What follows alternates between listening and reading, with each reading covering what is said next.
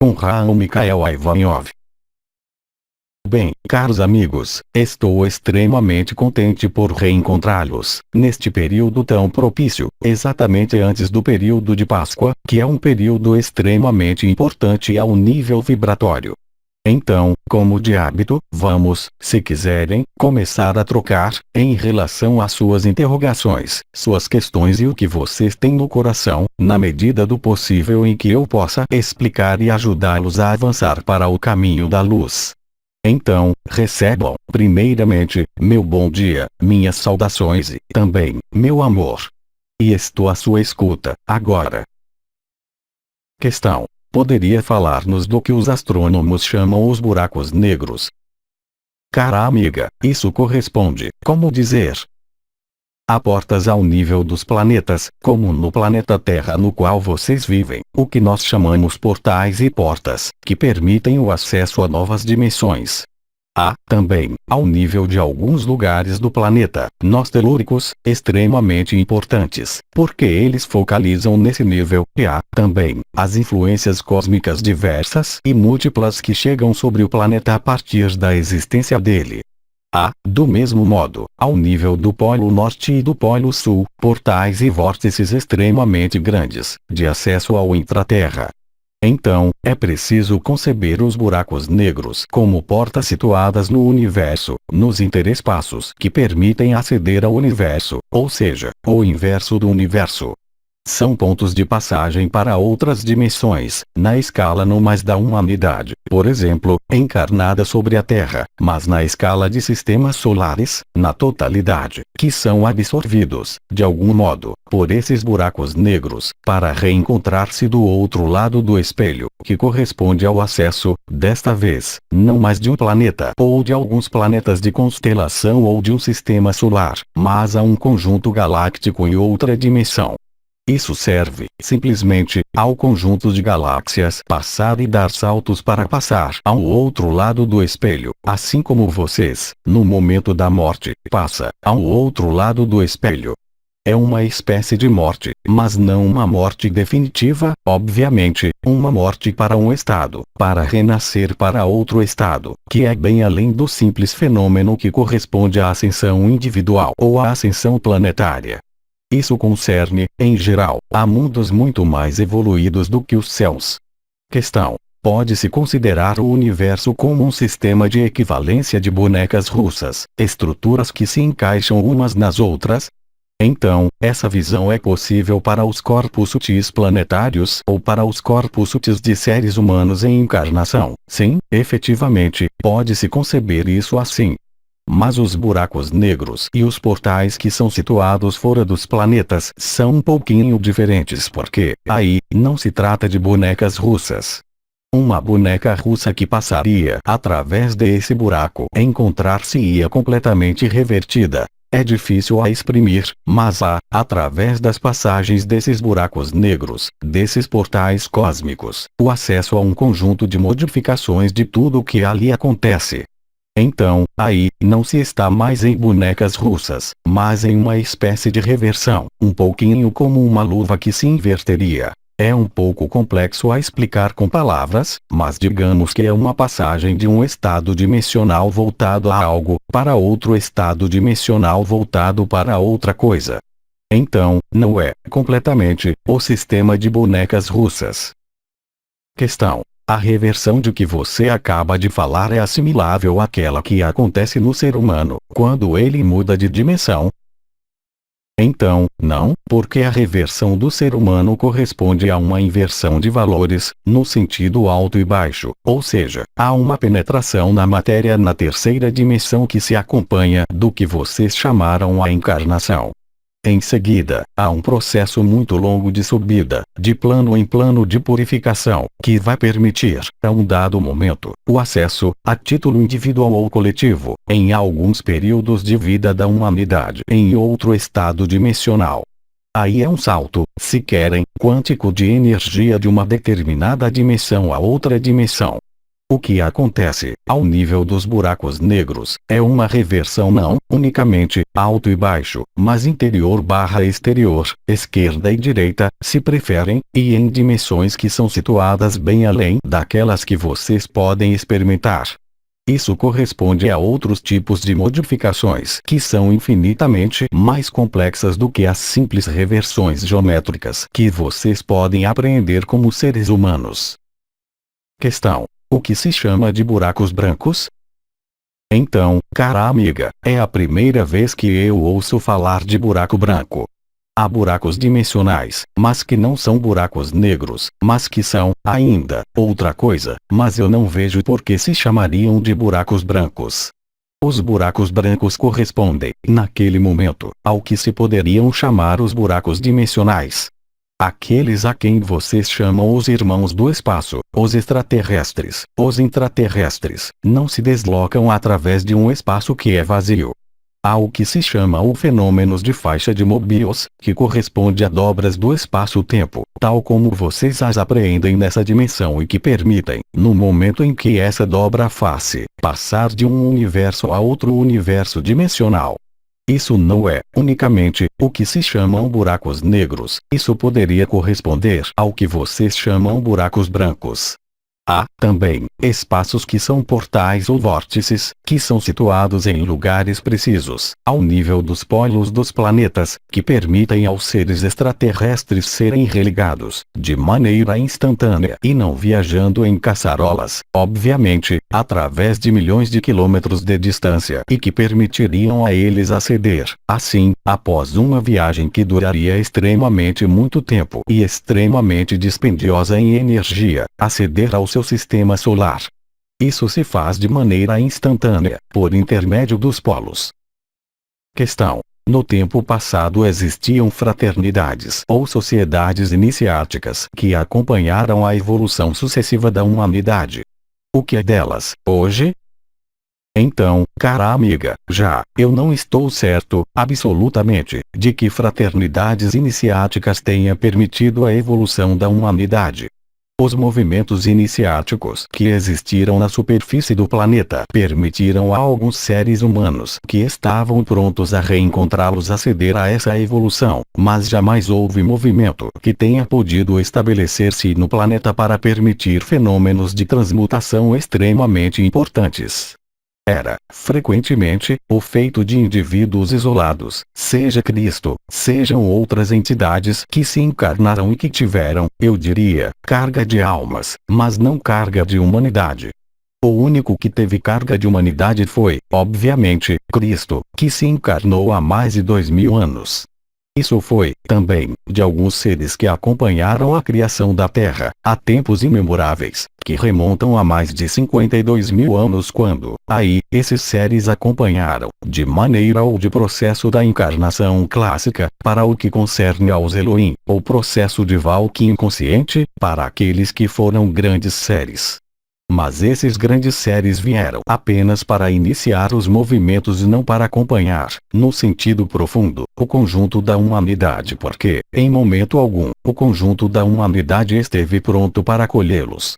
Então, sim, obviamente, numerosos seres manifestam-se, a cada época, e inúmeros seres manifestar-se-ão, ainda, mas não para o conjunto da humanidade, isso seria ilusório. Não se esqueçam de que a maior parte da humanidade não quer a luz, a maior parte da humanidade é governada por forças e deixa-se governar por forças que nada têm a ver com a luz. Questão: deixar-se guiar pelas forças que não seriam ligadas à luz não é, simplesmente, um fenômeno de ignorância. Não, cara amiga, não é, absolutamente, ligado à ignorância. É, unicamente, ligado ao medo, porque vocês têm medo de ser vocês mesmos, porque vocês têm medo de opor-se a sistemas constituídos, porque vocês têm medo de recorrer à sua divindade. Não é a ignorância, é, unicamente, o medo. Então, efetivamente, essas forças que não estão na luz tentaram, de todos os tempos, mascarar-lhe sua divindade, mantê-los em certa forma de ignorância, mas porque vocês estiveram, de algum modo, de acordo para que isso se produzisse. E isso, pouco a pouco, progressivamente e à medida dos séculos dessa humanidade, adormeceu, de maneira consciente, sua divindade. Então, não é um fenômeno de ignorância, porque ninguém poderá dizer que não sabia, porque, a partir do momento em que vocês trabalham em si mesmos, vocês têm, perfeitamente, consciência de quem vocês são, em toda a época da humanidade. O que os impede de ver a realidade é seu medo, e não a ignorância. Questão: poderia falar-nos da relação entre o período pascal e a ascensão? O período pascal é uma etapa preparatória. No plano simbólico, isso corresponde a um fenômeno de ressurreição. A ressurreição não é a ascensão. A ressurreição é a etapa que intervém após a descida na encarnação, após o batismo e após, sobretudo, a iluminação. Após a iluminação vem o sacrifício. O sacrifício é um ato importante. É preciso compreender que se é pó, e que se volta ao pó. Através desse corpo de carne, a vida de matéria que vocês tomam é um corpo de ilusão em relação à veste de luz que é a sua. Então, períodos, em todas as tradições ou em algumas religiões foram dados para ilustrar esse caminho de retorno a casa. A ascensão, tal como vocês a entendem, sobrevirá em outros momentos. Mas, obviamente, o processo da ressurreição é preliminar ao fenômeno da ascensão, porque vocês não podem ascensionar se não renascem pelo processo da ressurreição à sua divindade. Questão: quem estaria mais na luz para tomar a direção da França, hoje? Eu creio que você está sonhando, aí. Não creia que os homens e as mulheres que se apresentam ao seu período de eleição sejam guiados pela luz. Seria preciso, verdadeiramente, ser pueril para crer nisso. A partir do momento em que vocês manifestam uma vontade de poder, e de poder supremo, vocês estão, obviamente, no poder, unicamente, no poder, e o poder é lhes dado pelo que chamam a democracia, ou seja, vocês têm a impressão de fazer ato de liberdade, dando seu poder a alguém outro. Então, obviamente, não creia que os governantes desse planeta, onde quer que estejam, aliás, quer sejam democraticamente eleitos, quer sejam reis, quer sejam ditadores, sejam outros que não seres de poder. Há apenas seres de poder, e eles chegam ao poder apenas através do poder e da manipulação. Não pode ser de outro modo. Então, há os que estão mais no poder do que outros, sim, isso é verdade. Há os que estão mais no ego do que outros, sim, é verdade, mas eles estão todos no ego. Não creiam que, entre todos esses seres que se apresentam a vocês, haja um que haja por altruísmo ou por humanidade ou pelo gosto da luz. Vocês estariam em um engano monumental. Eles querem apenas a voz de vocês, e é tudo.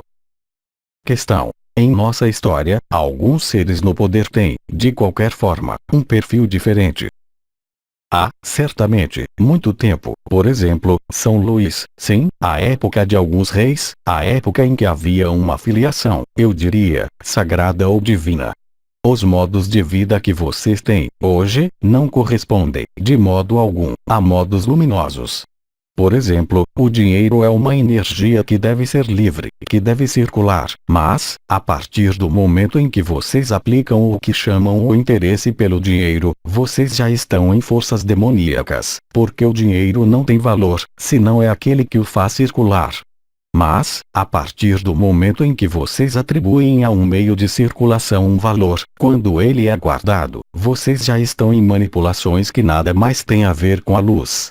E, além disso, um governo espiritual não pode existir na democracia, ele apenas pode existir através do que eu chamei, em minha vida, a sinarquia, ou seja, uma teocracia de direito divino ou uma monarquia de direito divino, ou seja, os mais despertos tomam o encargo, através não de uma pessoa que concentraria todos os poderes, mas através do que se chamou, por exemplo, o Círculo dos Anciões, no qual os anciões dos dias reúnem-se a 12 ou a 24 consciências para iluminar o caminho da humanidade. Então, vocês veem, efetivamente, que, aí, com seus ministros e suas democracias, vocês estão bem longe da verdade. E, ainda, uma forma de manipulação, tudo isso. Questão: poderia indicar-nos como viver a Páscoa, esse período pascal? é extremamente importante. A coisa mais importante para preparar-se é ir procurar os ovos no jardim. A partir disso, creio que o período pascal é um período de intimidade importante de face a face consigo mesmo e de acesso, se não é ressurreição, a outro nível vibratório. A melhor preparação é fazer o silêncio no interior de si e recolher-se.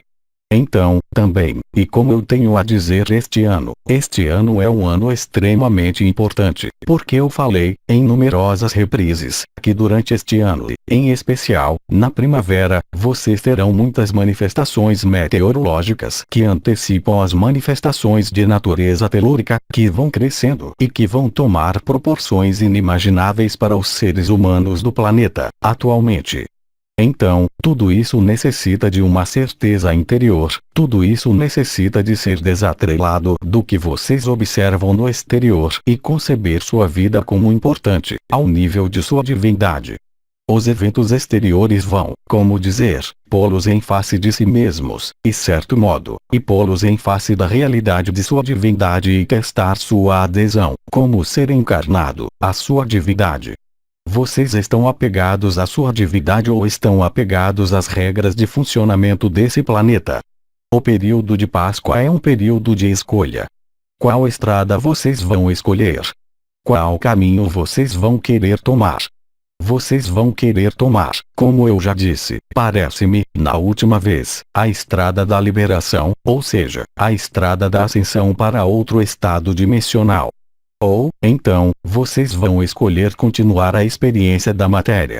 Ou, então, vocês decidiram que nenhuma dessas escolhas é para vocês e que será necessário passar pelo desaparecimento desse corpo físico para descobrir sua luz? Isso são opções interiores, são escolhas que apenas pode-se fazer em toda serenidade, no interior de si, e essas escolhas não podem, absolutamente, depender de circunstâncias de sua vida, de circunstâncias afetivas, de circunstâncias relacionais ou profissionais. Aí está o que lhes é demandado no período pascal. Questão. Poderia falar-nos de fenômenos meteorológicos, porque me parece que há algumas semanas havia uma acentuação muito específica de sismos na faixa equatorial? Cara amiga, eu já havia anunciado isso, há quase um ano. Eu havia dito que tudo isso, ao nível dos elementos, iria crescendo. Então, efetivamente, vocês entraram, agora, por um período de vários anos, em um período de turbulência extrema, ao nível dos elementos, seja a água, seja o ar, seja o fogo, seja a terra.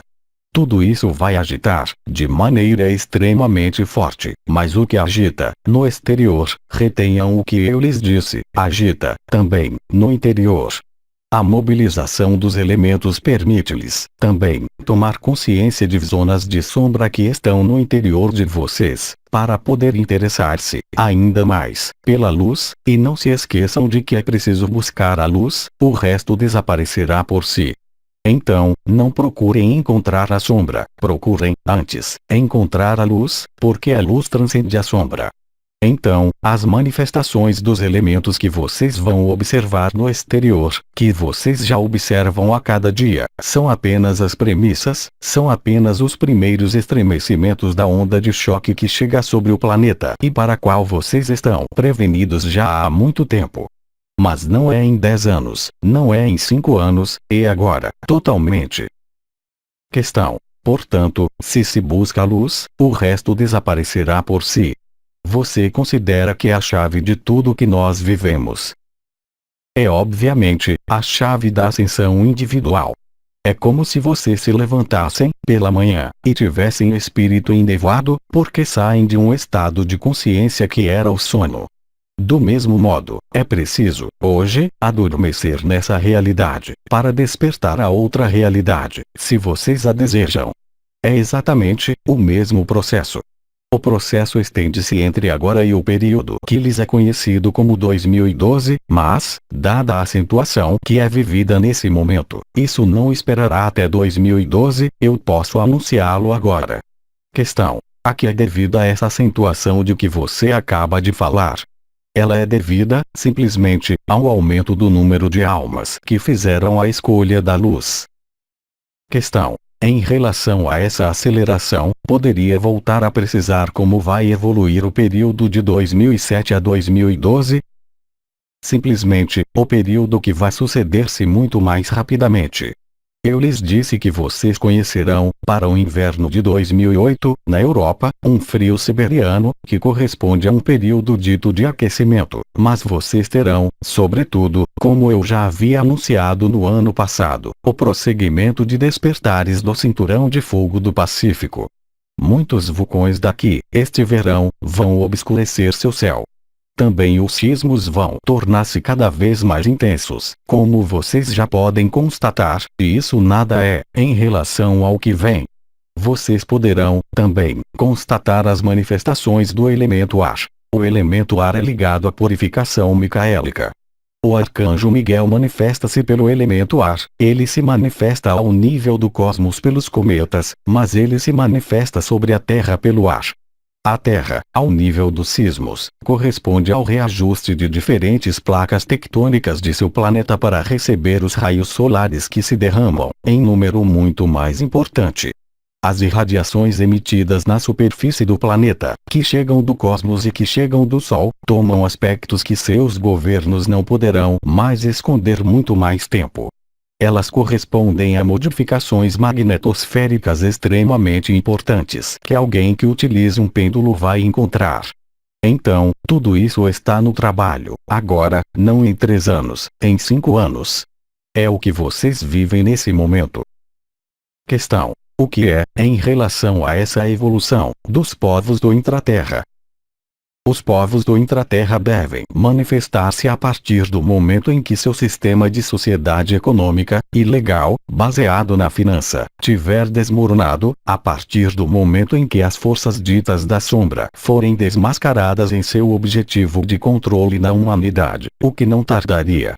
Eles se manifestarão apenas a partir do momento em que essas forças estiverem na Terra. Questão: uma participante viu, no céu, triângulos de luz que constituíam como que uma espiral, como uma espécie de grelha. Poderia esclarecer sobre esse fenômeno? Então, há várias explicações possíveis. Ou é, efetivamente, uma percepção do que se trama no astral, uma percepção de forças que estão no trabalho e que, para alguns, efetivamente, tem uma configuração de natureza triangular, em especial as irradiações emitidas a partir do Sol central da galáxia, progressivamente e à medida que se aproximam desse sistema solar, são veiculadas por séries de 24ª dimensão, que são triângulos de luz. Pode ser, também, uma projeção de você mesmo, em relação ao trabalho que ocorre na conferência em que você assistiu. Simplesmente, pode-se dizer que há, às vezes, trabalhos energéticos que são feitos que deixam uma marca energética que vai manifestar-se no dia seguinte ao despertar. Mas é preciso esclarecer, também, que domingo era o período do 1º de abril, que é um período em que há eventos extremamente importantes que são produzidos. Lembre-se, também, de que eu havia dado datas extremamente importantes para os afluxos de luz sobre este planeta. Essas datas continuam válidas. Nós aí estamos nesse momento, a partir de amanhã, no fim de semana pascal.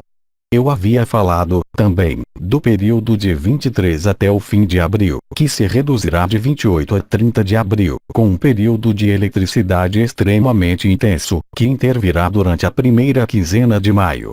Depois, haverá períodos clássicos da Ascensão e de Pentecostes.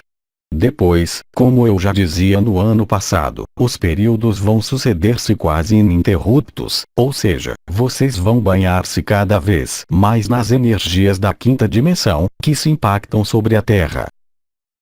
Questão: você acha que é preferível continuar a frequentar os lugares ditos sagrados?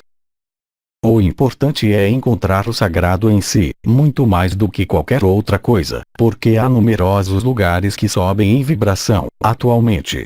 Há portais e os vórtices, um pouco por toda a parte, presentes na superfície do planeta, que sobem em vibração, mas essa vibração, vocês devem, também, ser capazes de gerá-la e de acolhê-la em vocês, em seu próprio espaço sagrado interior. Então, seria preferível encontrar isso diretamente em si, não ser dependente de um lugar, ou de um espaço, ou de uma pessoa. Questão: qual é a função do mestre de luz que se chama Maitreya? Maitreya é uma denominação oriental para o Senhor Cristo. Desconfie dessa denominação porque, quando se diz Maitreya, não se tem a vibração Cristo. Então, muitas pessoas podem ter a pretensão de ser a vibração de Maitreya ou de Sananda. Como se diz, está na moda, mas nada lhes garante que, porque alguém lhes diga que se chama assim, que seja o que ele diz. Questão: Maitreya será aquele que, no momento da ascensão, comunicar-se-á, ao nível planetário, por uma fonte telepática e por uma fonte televisual. Você acredita? Eu entendo o que se diz, mas você acredita, realmente, que um ser de luz manifeste-se pela TV? Você acredita, realmente, que esse seja o papel atribuído a uma entidade encarnada? Venham todos, é hora da ascensão. Você está brincando ou o quê? Então, é preciso desconfiar. Recorram ao seu discernimento e à sua mestria. Onde está a realidade? A realidade é não o que vocês sentem, porque vocês podem sentir as palavras e não a vibração. Então, é importante compreender que a coisa mais fundamental é que, no momento do processo ascensional que sobrevirá em várias ondas, e não em uma onda, vocês serão, todos, prevenidos, individualmente, e isso eu já disse, mas pela Mamãe, por Maria. Releiam o Apocalipse de São João e vocês verão que Cristo chamá-los a um, mas lá em cima, não na pequena caixa da TV.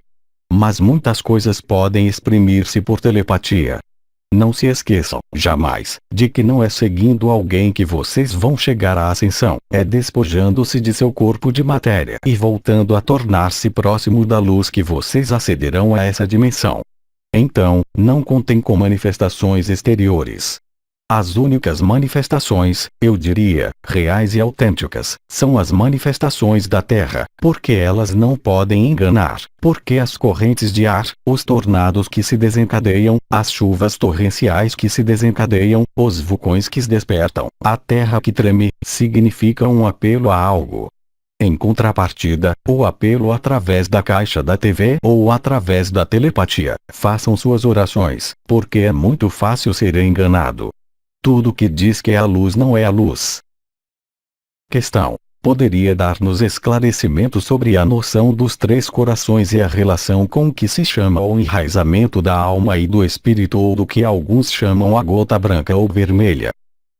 Então, os três corações são o coração físico que vocês conhecem, o coração, digamos, que corresponde ao timo, ou seja, a identificação de si que está em relação com a alma espiritual. O terceiro coração é o coração divino, que é chamado a gota branca, também. Esses três corações devem reunificar-se, ou seja, todo ser humano em encarnação é depositário de um coração físico, de um coração espiritual e de um coração divino, mas uns evoluem sem ter o conhecimento do outro. O que deve produzir-se no momento do processo ascensional, um pouco antes, é que todas as coisas que lhes eram escondidas ser-lhes-ão reveladas, ou seja, vocês saberão, realmente, quem vocês são, de toda a eternidade, ou seja, um ser de luz que evoluiu em espaços multidimensionais, que tem a impressão de ter vivido de vida em vida, enquanto suas vidas desenrolaram-se em um espaço-tempo que não é linear, mas circular. Vocês tomam consciência de forças que foram implementadas sobre esse planeta. Vocês terão a revelação total da finalidade da vida e da finalidade desse planeta que, de momento, é-lhes escondida, ao mesmo tempo, pelos jogos da sombra, os jogos de poder que foram colocados sobre esse planeta, mas, também, para proteger as estruturas divinas que vocês abrigam. Então, vocês estão no período que precede essa grande revelação, essa fusão dos três corações, e esse acesso a outro estado dimensional. E, para aceder a isso, vocês deverão estar desapegados de tudo que não é a luz, de tudo que são seus apegos, que vocês construíram progressivamente e à medida de sua encarnação multidimensional, porque tudo ao que vocês estiverem apegados será um laço que os impedirá de ascensionar. vocês devem trabalhar na mestria interior, no soltar, de que nós falamos, longamente, parece-me, no ano passado. Questão: as mudanças vibratórias atuais têm uma ação sobre a glândula tireoide? Há uma ação de acesso à quinta dimensão, através da ativação de zonas energéticas que são situadas ao longo das carótidas, que não estão muito longe, efetivamente, da zona tireoidiana. Essa transformação que vocês vivem é uma transformação celular, é uma transformação, também, do DNA, é uma transformação, também, de alguns órgãos. Então, não é mais a tireoide do que outra coisa, uma vez que tudo se transforma, atualmente. Isso concerne tanto ao modo que vocês têm de vislumbrar a finalidade da vida, isso concerne a célula, isso concerne aos seus ritmos de sono, seus ritmos alimentares, suas relações uns com os outros. Tudo se transforma muito, muito rapidamente. Não, unicamente, a tireoide ou os corações. Questão: no caminho para essa ascensão, o que é do caminho em casal? Então, é verdade que inúmeros canais ou médiuns disseram, ensinamentos de mestres de luz, que era importante reencontrar a alma irmã, a chama gêmea. É importante para alguns, mas, mesmo a dois, se você não se volta para sua própria mestria, a sua, no interior de si mesmo, para nada serve ser dois. O fenômeno de ascensão é um fenômeno de ascensão coletivo, mas que concerne a cada alma, individualmente, independentemente de reencontros que possam fazer-se para alguns. Então, o fato de serem dois não é uma vantagem em relação à ascensão, é uma vantagem em relação aos eventos vívidos ao nível dos elementos que se desencadeiam sobre o planeta, efetivamente, mas não ao nível do fenômeno ascensional propriamente dito. Questão: o ensinamento do sopro sagrado favorece as transmutações que vivemos. Então, eu já disse, em numerosas reprises, eu repito, eu havia dito isso no ano passado, no mês de outubro, e já, bem antes. É importante compreender que nenhuma técnica permitirá a vocês aceder a essa dimensão que vocês esperam, se vocês não soltam em relação aos seus apegos. Se vocês se apegam a pessoas, a técnicas, vocês não acederão à quinta dimensão. Não existe, hoje, eu digo, efetivamente, hoje, qualquer técnica que permita aceder à quinta dimensão. A única técnica é o soltar, é o abandono dos medos, há apenas isso. Busquem o reino dos céus, e o resto ser-lhes dado em acréscimo. É preciso abandonar-se à vontade da luz, é tudo o que lhes é solicitado, nada mais. Não é porque você jejuará, não é porque praticará alguns exercícios de reiki, de respiração, de oração que você será mais capaz de aceder à quinta dimensão. O acesso à quinta dimensão é um processo que, creiam-me, minha palavra, é absolutamente ligado à ausência de medo e ao soltar. São as duas palavras-chave. Nada mais há. Questão: as mandalas de pedra, os cristais podem ajudar? São métodos de purificação preliminares, mas se você tem medo de não estar em seus cristais no momento em que isso se produzir, você não ascensionará. Toda preparação, qualquer que seja, é apenas uma preparação. No momento do grande salto, cabe soltar. Do mesmo modo, vocês podem imaginar isso como a morte, ou seja, há seres que chegam às portas da morte e que não querem morrer, que se prendem à vida. Estes morrem de um modo específico, eles morrem, de qualquer modo, mas é diferente morrer na recusa do que morrer aceitando a luz, são duas coisas diferentes. Então, vocês podem preparar-se tanto quanto quiserem com cristais, com a água, com a respiração, com o reiki, com o magnetismo, com o que quiserem, mas a verdadeira liberação sobrevirá apenas se, no momento em que isso chegar, vocês estejam prontos para soltar e para entrar em sua mestria. O mínimo medo impedi-los de aceder a isso. Questão: quando se trabalha no soltar, é normal que haja mais manifestações da sombra. Esse pode ser seu caminho pessoal, mas não é uma obrigação. É nem anormal nem normal. Eu creio que cada caso é específico, nesse nível. Obviamente que tudo, na humanidade, é feito para impedi-los de encontrar a luz ao nível coletivo.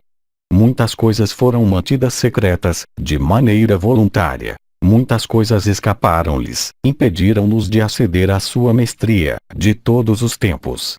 O caminho para a mestria, antes do período que vivemos atualmente, nós também, do outro lado, era algo de extremamente árduo, extremamente difícil, porque era preciso fazer um verdadeiro caminho de cruz, passar por etapas iniciáticas. Hoje, vocês têm essa graça excepcional de ter a luz que vem a vocês. Então, efetivamente, vocês podem ter manifestações da sombra. Mas eu creio, sinceramente, que é uma questão pessoal. Não creiam que as forças da sombra vão deixar-se abater assim, ao nível coletivo, a lutas de cada minuto que se produzem. Questão: quando se manifesta uma criança sorrindo, nos sonhos, isso pode ser assimilado a uma expressão de sua parte divina ou ao que se chama a criança interior. Isso pode ser múltiplas coisas. Eu não posso responder de maneira unívoca a essa questão. Não se deve, aí também, eu repito, generalizar, dizer que, quando vocês veem uma criança em seus sonhos, será sua criança interior ou será o pequeno Jesus, ou será o diabo, pouco importa. Mas deve reenquadrar, contextualizar a cada vez, em função do sonho, em função de quem você é. Questão: a que pode corresponder um acidente que transtorna a vida? Um acidente que interrompe, de maneira brutal, alguns processos de vida, é ligado a um sinal que é enviado pela alma, um sinal forte, que significa que coisas devem ser mudadas no desenrolar da referida vida. Então, não se deve ver isso como uma punição, não se deve ver isso como uma retribuição kármica. É preciso ver isso, simplesmente, como uma oportunidade que é dada de modificar o que deve ser modificado na vida, mesmo se isso seja, por vezes, difícil. Um desafio, eu diria, de algumas metas. Questão: no ambiente de seres que vivem na quinta dimensão, naqueles que vivem ao nível do intraterra, há plantas ou animais? Há muito poucas plantas e há muito poucos animais. O ambiente é, sobretudo, feito de luz, de água e, também, de certa característica de solo. É preciso, efetivamente, compreender que não há construção, no sentido em que vocês entendem, mas há construções de luz. Então, não há muito lugar para outra coisa que não a luz. Alguns vegetais que vocês encontram são vegetais extremamente diferentes daqueles que existem na superfície desse planeta. No que concerne aos animais, trata-se, essencialmente, digamos, não de mamíferos, mas de animais que vivem na água. Não há qualquer vestígio animal no intraterra, ao nível do solo. Questão: o processo de sacralização toca os devas da natureza. Eles já estão em outras dimensões. Eles os têm acompanhado nesta dimensão, que é a terceira dimensão, mas não estão na terceira dimensão. Então, eles esperavam a sacralização da matéria, mas eles não são matéria. Então, eles são concernidos, obviamente, ao primeiro chefe. Pode-se dizer que eles participam porque já estão nessa dimensão. Questão: há contatos regulares entre os seres da quinta dimensão e seres que vivem em nosso planeta em terceira dimensão? Há cada vez mais, cara amiga. A comunicação, quer ela seja mediúnica ou de outra natureza, está, obviamente, tocando cada vez mais seres humanos. As dimensões aproximam-se e é importante estabelecer essa comunicação, porque essa comunicação será, de algum modo, eu diria, não um guia, não um guarda-raio, mas, de qualquer forma, elementos que podem ajudá-los a abandonar, no interior, suas últimas resistências. Questão: pareceria que cada vez mais pessoas nutrem-se de luz? Para algumas pessoas, sim, é um processo bastante corrente, tanto mais que, na quinta dimensão, vocês não têm mais necessidade de nutrir-se, tal como o conseguem. Então, alguns seres, efetivamente, vivem de luz, mas não creiam que é solicitado a todo ser humano. Vocês têm o direito, ainda, de comer e de fazer tudo o que pertence à terceira dimensão, se o sentem assim, é claro. Questão: por que tudo o que viveu Jesus não deu os resultados desejados na partida? não estou certo de bem compreender a questão. Primeiro, Cristo nada fundou, foram os homens que fundaram algo, não é a mesma coisa. Cristo disse amém-se uns aos outros, como eu os amei. Ele deixou um ensinamento. A igreja foi criada pelos homens, ela não foi instituída por Cristo. Jamais Cristo quis instituir uma religião, jamais Buda quis instituir uma filosofia, jamais Moisés quis criar uma religião. Foram os sacerdotes que encontraram Moisés que quiseram criar regras, mas Moisés nada quis criar, senão aportar as tábuas da lei, que foram quebradas. Ele tinha apenas os 10 mandamentos, e esses 10 mandamentos eram sua religião. Em contrapartida, o que foi criado depois foi inventado do zero. Do mesmo modo, Jesus jamais criou religião, são os homens que criam as religiões, não é o Pai. Então, é preciso saber que, assim que um ser humano é portador de uma verdade transcendente, aqui embaixo, nesse planeta, há, sempre, pequenos astutos que vêm cercar, para criar algo, para tomar o poder sobre os outros. Isso é constante, por toda a parte. É preciso, enfim, hoje desembaraçar-se disso. Então, o sacrifício de Cristo foi bem além da mensagem dele. O sacrifício real de Cristo foi sacralizar o planeta. Pelo sangue que ele derramou, ele veio sacralizar o planeta e preparar o processo de ascensão que vocês vivem hoje, o que, estritamente, nada tem a ver com a religião católica ou com qualquer outra religião.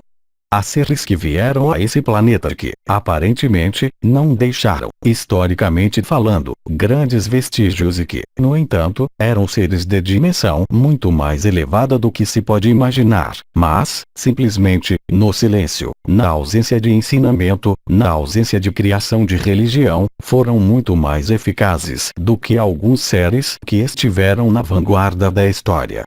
E vocês sabem, há mais anjos que se encarnam em corpos que são distorcidos, que morrem de fome, do que anjos que se encarnam em salvadores. É uma visão que é ligada aos seus pressupostos, que vocês têm em vocês em relação ao papel do que é a luz. Então, não houve erro de elenco, houve, simplesmente, homens que manipularam a luz para dela fazer instrumentos de poder. Isso, em todas as religiões, obviamente. Questão. Qual era o papel de Maria Madalena junto a Cristo? O papel de uma pequena mulher que está com seu marido. Amá-lo, eventualmente, dar-lhe filhos, dar-lhe a comer juntos e participar, como dizer, de um caminho comum. Questão. Nas oliveiras, houve uma troca de alma entre Jesus e Cristo. O processo de mudança de alma é algo que é, ao nível dos mestres, extremamente fácil, ou seja, o que vocês descobrem, hoje, que chamaram os Valkyrie, é um processo extremamente frequente, não com a morte da entidade que deixa o lugar para a alma, mas as trocas de alma a alma, entre outros planos multidimensionais e planos encarnados. Assim como é possível para dois seres de luz, dois mestres de luz, encarnados, trocar a alma, trocar, portanto, o corpo, são processos extremamente correntes. Então, que Cristo tenha sido sustentado ou tenha sido investido ou tenha mudado seu lugar no jardim da agonia, corresponde a processos perfeitamente possíveis, em todo caso, processos de luz extremamente potentes, naquele momento, porque é um dos raros momentos em que Cristo manifestou o medo. Porque é fácil falar, para todo ser humano, mesmo se seja difícil, encarnado em um corpo, quando o elemento está distante, dizer sem problema, é fácil para mim, mas, quando o evento acontece, eu posso garantir-lhes que, mesmo um ser multidimensional, terá um medo extremo. E o Fait dans la colotte. Questão. Esse ponto é central na diferença entre o islamismo e o cristianismo. Mas o islamismo e o cristianismo são religiões, então, as diferenças, há múltiplas delas, obviamente, mas são apenas religiões, não é a divindade. Não assimilem as religiões ao divino. As religiões foram transmitidas pelos homens porque, mesmo se houve profetas ou filho de Deus ou pessoas como Moisés ou como Elias, depois, isso foi retomado por homens e não por eles. A partir do momento em que a retranscrição, a deformação. Então, as oposições ou as visões de uns e de outros não têm qualquer espécie de importância, tal como é escrito nos livros. Qual importância tem que Cristo seja morto na cruz, seja ressuscitado no quarto dia ou no terceiro dia? Qual importância que ele tenha terminado sua vida no céu ou que tenha terminado sua vida junto a Maria Madalena? Qual importância tem isso? O importante é o sacrifício, o resto não tem qualquer importância. O que eu posso, simplesmente, acrescentar, é que nenhuma religião permitirá a vocês liberar-se da matéria, absolutamente nenhuma. Vocês não têm qualquer ensinamento que lhes permitirá aceder à sua divindade, são apenas imaginários mentais que podem dar-lhes regras de conduta morais, regras de conduta sociais e que podem dar-lhes a ilusão da liberação. A única liberação é o caminho em si mesmo. A única liberação e a única verdade é sua divindade interior, todo o resto é apenas falácia, todo o resto é apenas uma ilusão e obstáculos que são colocados para sua liberação. Então, caros amigos, eu lhes aporto todas as minhas energias de amor, energias de coragem para ir caminhar no interior de si mesmo. Não se preocupem com o que acontece no exterior, vejam isso como algo de exterior a si. Digam-se, efetivamente, que o que vocês veem no exterior acontece, também, no interior de si. Então, ocupem-se de si. Não procurem imaginar em relação a profecias, em relação a coisas que foram ditas. Contentem-se em viver, serenamente, no interior de si mesmos, o que lhes é pedido. O soltar, evacuar os medos. O resto far-se-á sozinho, vocês nada mais têm a considerar. Vocês podem, se quiserem, acender velas. Vocês podem, se quiserem, acender incensos. Podem, se quiserem, ir à igreja, à sinagoga, ir a lugares de oração. Mas o mais importante é o que acontece no interior de si.